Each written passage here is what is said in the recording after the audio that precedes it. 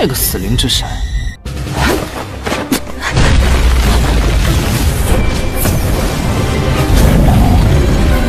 死灵之神的本体是这座坟墓。 Yo, halo guys, kembali lagi di channel Imam Tantau di sini. Dan di video kali ini pastinya bakal melanjutkan rangkum film Donghua yang berjudul The Last of the Moon God part ke-75-nya di season 7 kali ini. Ataupun kita akan kembali melanjutkan perjalanan dari Road Nili untuk menjelajahi makam Dewa Kematian. Oke, dan yang belum menonton bagian sebelumnya, silahkan cek di bawah deskripsi ya. Kita lanjut dari bagian sebelumnya. Terlihat di makam Dewa Kematian, Nili pun menolong Xiaoyu yang terombang-ambing dikarenakan di sekitar area terdapat banyak formasi kematian. Saat itu Nili pun mempunyai ide dan ia pun berubah menjadi roh iblis pandanya dengan menyemburkan 10 kali lipat semburan yin-yangnya. Dan terciptalah ruang portal di sana. Hingga akhirnya Nili dan Xiaoyu pun mendarat di sana. Ternyata mereka berdua berada jauh di dalam makam Dewa Kematian.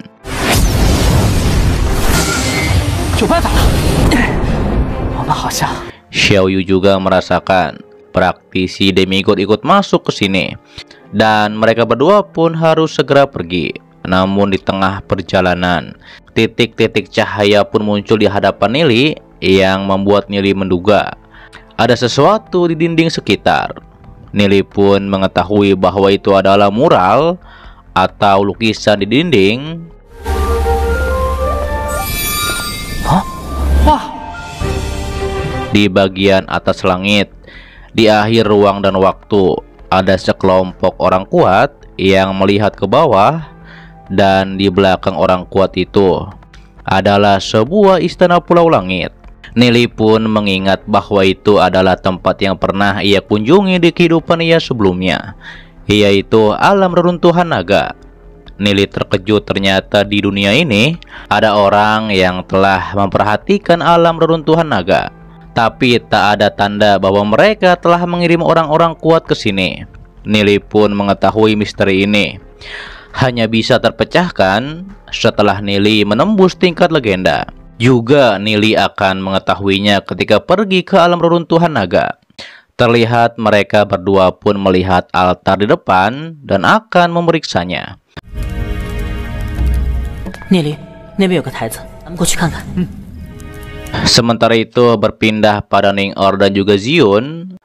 Terlihat mereka diganggu oleh Wuyu dari keluarga Ugui. Lantas Zion pun menggertak Wuyu agar tidak macam-macam pada mereka. Saat itu ada Tuan Muda Tianling juga ada di sana. Dan Wuyu pun mengatakan bahwa dua wanita ini bertindak kasar pada mereka. Kemudian Tianling pun mengancam Ning Er dan juga Zion, yaitu dengan kekuatannya agar mengikuti mereka.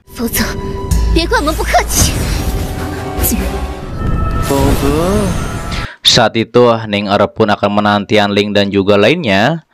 Akan tetapi Zion ingin Ning Er selamat dan ia berharap bisa kembali seperti waktu mereka kecil, yaitu menjadi sahabat yang baik. Terlihat Wuyu dan komplotannya sudah tidak sabar untuk menyerang Zion dan juga Ning Er. Namun Ning Er langsung memperlihatkan gulungan yang sebelumnya diberikan oleh Xiaoyu. Dan apa mereka tidak takut dengan gulungan ini?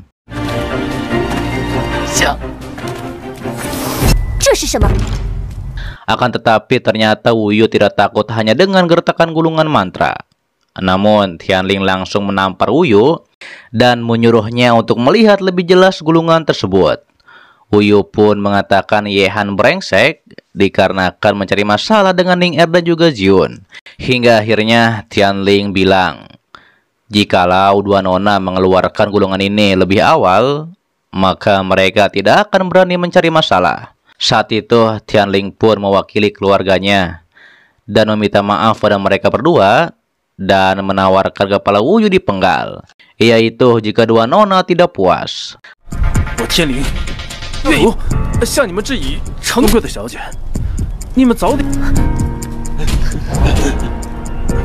Lantas Ning Er menyuruh Tianling dan komplotannya pergi dan Ning Er pun tidak ingin melihat mereka kembali. Setelah hal itu, ketika di jalan, Uyu pun menduga dua wanita itu menggunakan gulungan palsu untuk menipu mereka. Tianling pun mengatakan ia dengar 3 tahun lalu ada seseorang yang memegang gulungan emas untuk menipu. Tapi pada akhirnya walau gulungan itu palsu, tetap harus diakui.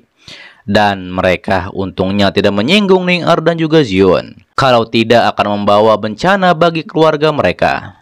Dikarenakan gulungan tersebut berhubungan dengan penguasa domain neraka.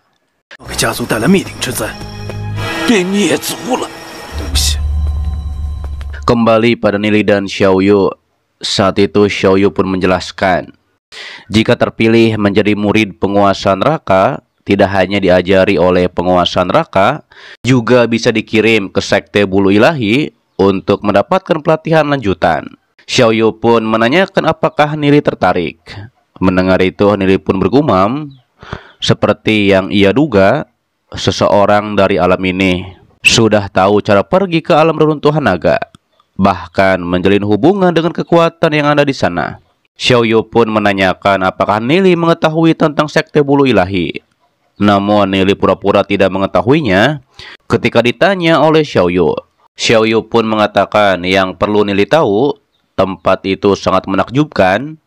Bahkan praktisi demigod saja dianggap orang biasa di seluruh sekte bulu ilahi. Mendengar hal tersebut, Nili pun ingin pergi ke sekte bulu ilahi. Xiaoyu pun bilang, ada berbagai dunia dimensi yang kita tinggali, dan sekte bulu ilahi adalah tempat yang tidak bisa dibandingkan sama sekali. Dikarenakan di sana terdapat banyak sekte yang sangat kuat, juga sumber daya yang sangat melimpah. Mendengar hal itu, Nili pun menduga nampaknya Xiaoyu sudah pernah ke alam reruntuhan naga atau sekte bulu ilahi.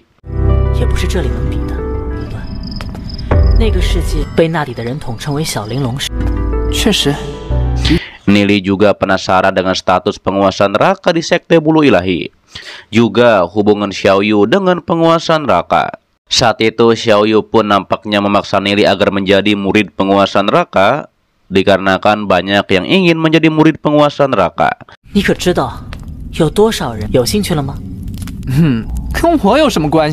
Namun tiba-tiba saja Nili dan Xiaoyu diserang oleh sesuatu yang ada di makam. Lalu suara di makam pun berbicara bahwa ia tidak menyimpan harta karun di sini, melainkan makam kuno ini adalah tubuh utamanya.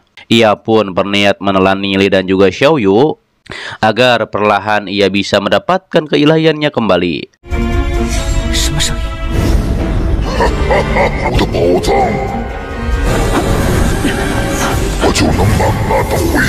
Ia juga menegaskan hukum kematiannya lebih tinggi dari hukum kematian domain neraka. Dan ternyata itu adalah dewa kematian. Terlihat Nili biasa saja dikarenakan ia mengetahui dewa kematian masih terjebak oleh kekuatan hukum yang lebih tinggi.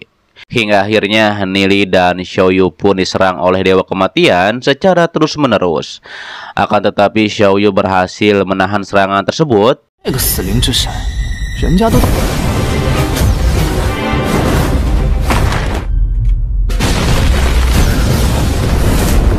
Namun tiba-tiba saja Xiaoyu diserang secara diam-diam oleh dewa kematian. Saat itu Nili pun langsung refleks menolong Xiaoyu.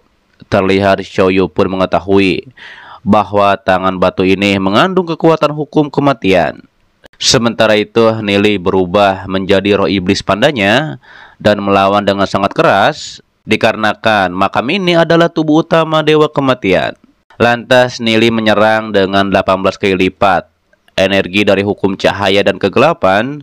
Xiaoyu yang melihat serangan Nili, ia mengetahui serangan Nili seperti di puncak tingkat legenda.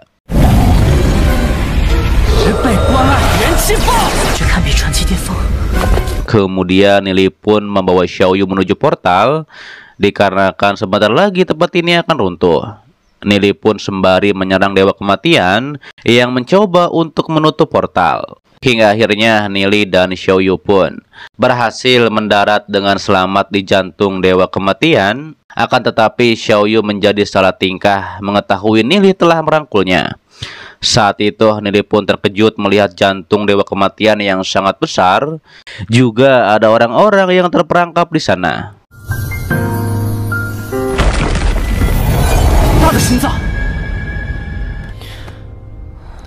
Oke guys, itu adalah dari Tales of the West God part ke-75-nya di season 7 kali ini. Dan untuk yang nanya season 6-nya, boleh cek di deskripsi, oke? Admin jelaskan di sana ya.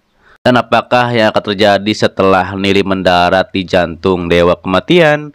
Pastinya kita akan bahas pada part selanjutnya ya. Oke, dan terima kasih buat kalian yang menonton sampai detik ini dan selalu mensupport channel admin. Sehat-sehat buat kalian semua.